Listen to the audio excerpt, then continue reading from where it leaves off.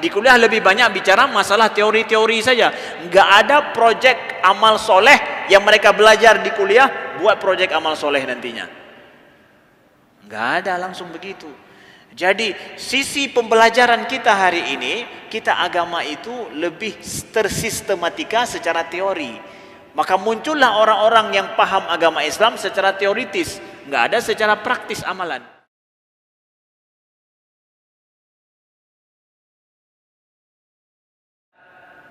Ini pertanyaan yang nomor 2. Ustadz, kenapa kita melihat bahwa banyak orang yang paham agama, dia bisa jelaskan banyak permasalahan agama, tapi untuk mengamalkan sholat saja nggak mampu dia.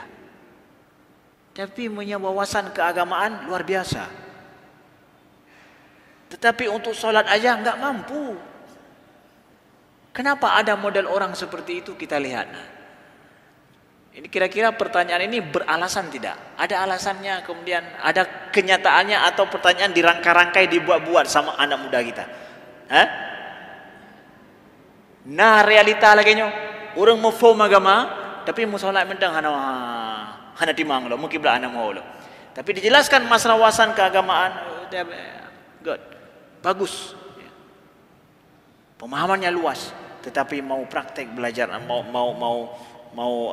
mengamalkan agamanya, dia nampak sulit. Kenapa ada model orang seperti itu? Nah, jadi anak muda kita itu jeli melihat kita ini orang tua yang kapatun-patun bahasa orang Aceh, yang sudah pada berumur ini, mereka jeli melihat kenapa kita diajarkan dalam Islam seperti ini, tapi kok ada orang tua kita modelnya seperti ini, nggak sesuai. Anak-anak kita itu menilai, kenapa ada di sekeliling kita orang seperti ini. Nah, saudaraku yang dimuliakan Allah, ini perlu untuk kita jawab sedikit. Kenapa ada seperti ini? Untuk kawan-kawan muda juga. Kenapa kalian melihat ada orang yang pintar ngomong masalah agama, wawasan agamanya luas, tetapi amalan dan juga perbuatan dia terhadap agama tidak ada apa-apanya seakan-akan. Nah, saudaraku yang dimuliakan Allah, jawaban kami adalah wallahu a'lam, Allah yang lebih tahu. Tapi sedikit yang bisa kita lihat, kita kaji daripada sejarah bagaimana agama kita belajar dulu, bahwa kebanyakan agama kita pelajari itu secara teoritis. Kita belajar Islam ini secara teoritis, secara teori. Dan kita diajarkan oleh guru kita, metode pengajaran agama Islam kita yang kita dapatkan sampai saat ini, itu lebih adalah secara teori. Mau belajar Islam, masuk ke MIN. Kemudian setelah itu masuk ke madrasah sanawiyah, setelah itu masuk madrasah aliyah, setelah itu masuk IAIN misalkan, setelah itu masuk S2, S3. Ketika jenjang-jenjang pendidikan agama seakan-akan dia dapatkan seperti ini, wow, dia sudah hebat dalam bidang agama. Tapi itu jenjang pendidikan teoritis. Bukanlah agama itu hanya dipelajari dari sisi itu saja. Lalu kita menilai bahwa orang pintar agama kalau sudah jenjang pendidikannya seperti itu, sudah doktor dia di bidang itu, bahwa agamanya sudah lebih baik. Agama itu bukan hanya dipelajari secara teoritis, tetapi agama ini dipelajari justru adalah juga dari sisi lain adalah dengan cara pengamalan langsung, bukan dengan teori di atas buku. Kita belajar dalam kelas, belajar ilmu agama di MIN, dalam kelas saja, berbuat amal soleh, akhlak-akhlak yang mulia. Mana? Baca akhlak-akhlak yang mulia, halaman 1, halaman 2, halaman 3. Akhlak mulia secara teori. Di sekolah kita nggak diajarkan, sampai hari ini mungkin kebanyakan sekolah nggak semua, nggak diajarkan amal soleh yang real bagi mereka itu apa, nggak. Di kuliah apalagi, di kuliah lebih banyak bicara masalah teori-teori saja.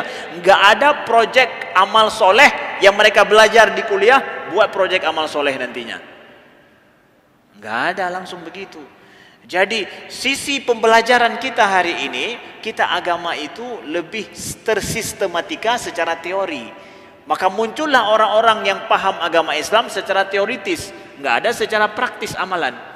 Tapi kita lihat dalam hadis Nabi, datang sahabat menanyakan kepada Nabi, seperti Ibnu Mas'ud menanyakan kepada Rasulullah sallallahu alaihi wasallam, "Ayul a'mali afdal ya Rasulullah?" Ya Rasulullah, apa itu amalan yang paling afdal? Nah, lihat tuh, Bukan teori dia tanya. Yang ditanya sahabat apa? Amalan yang paling afdal atau ahabbul a'mali ilallah. Amalan yang paling dicintai Allah itu apa? Amalan yang ditanya oleh sahabat. Apa kata Nabi? As-salatu ala waqtiha, kata Nabi. Salat pada waktunya. Lihat tu. Amalan terbaik dalam Islam apa? Langsung Nabi jawab dengan praktis. Mengamalkan Islam, ya. As-salatu ala waqtiha. Salat pada waktunya. Lihat, praktis kan? Kemudian kemudian apa lagi ya Rasulullah? Birrul walidain, kata Nabi. Berbakti, berbuat baik kepada kedua orang tua. Cara Nabi ajarkan, lihat. Kemudian apa lagi ya Rasulullah? Nabi menjawab apa? Al-jihadu fi sabilillah. Jihad fi sabilillah. Lihat tuh, cara Nabi ajarkan agama. Praktis. Ya kalau engkau enggak melakukan ini, berarti engkau enggak membuat sesuatu yang terbaik dalam agama ini. Pada saat di belakang hari ini kita belajar di sekolah kita, di kuliah-kuliah kita, teori berapa buku udah kita baca, apa yang terbaik. Lalu kita buat paper yang terbaik secara pemikiran. Setelah itu pun paper itu enggak dibaca, dibuang, udah selesai. Kemudian setelah itu dapat predikat kita apa? Sarjana S1. Oh, S1 udah bagus agamanya. Enggak. Teori mungkin iya. Amalannya? Kalau amalan itu enggak masuk. Enggak masuk. Nah, ini dia. Akhirnya kita dapatkan sampai saat ini orang-orang yang dia paham wacana keislaman tapi dia tidak paham akan Islam. Lebih parah lagi, kita belajar Islam di mana? Di Universitas Barat misalkan, McGill Kanada misalkan. Keilmuan orang-orang kemampuan ilmu keislaman dari luar negeri. Dari mana? Ini saya katakan maaf ya, bukan mengkerdilkan orang, bukan sama sekali. Tapi memang ada di antara kita yang belajar ilmu keislaman di McGill misalkan, ataupun di Eropa. Belajar ilmu lain tidak masalah, tapi ini masalah ilmu keislaman yang nanti kalau seandainya diajarkan di situ tentang sesuatu yang menyudutkan Islam, kalau membela Islam nggak ada masalah. Tapi kalau kita dapatkan yang menyudutkan Islam, justru kemudian itu merugikan Islam. Ini yang menjadi masalah. Nggak semua ilmu keislaman di Eropa salah, nggak. Tetapi yang nanti akhirnya menyudutkan dan merugikan Islam, ini yang salah. Kenapa? Ya kita belajar sama orang orientalis. Orientalis apa yang dia tahu tentang Islam?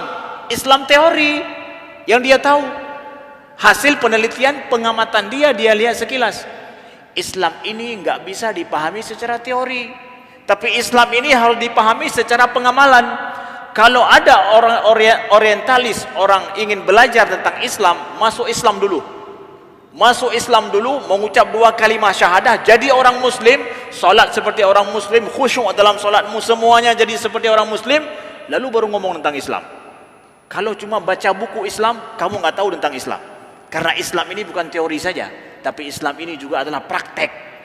Bahkan lebih banyak prakteknya dalam Islam daripada teori.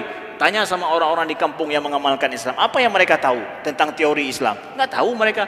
Tapi solat 5 waktu, bersedekah, membantu orang lain, kemudian menjaga tetangga mereka, kemudian mereka berdoa di malam hari, ya, kemudian mereka sabar atas musibah yang terjadi dalam hidup, ya, kemudian sabar dengan anak mereka, sabar dengan orang tua mereka, walaupun hidup sulit tapi tetap menjaga kedua orang tuanya.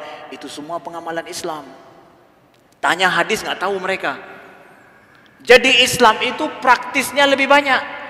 Lalu datang orang menilai Islam dengan cara teori saja, kami mohon maaf, Anda tidak objektif.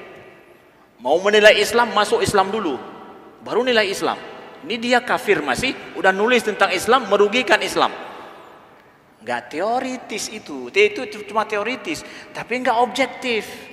Karena Islam bukan cuma dari sisi hanya dari sisi teoritis saja.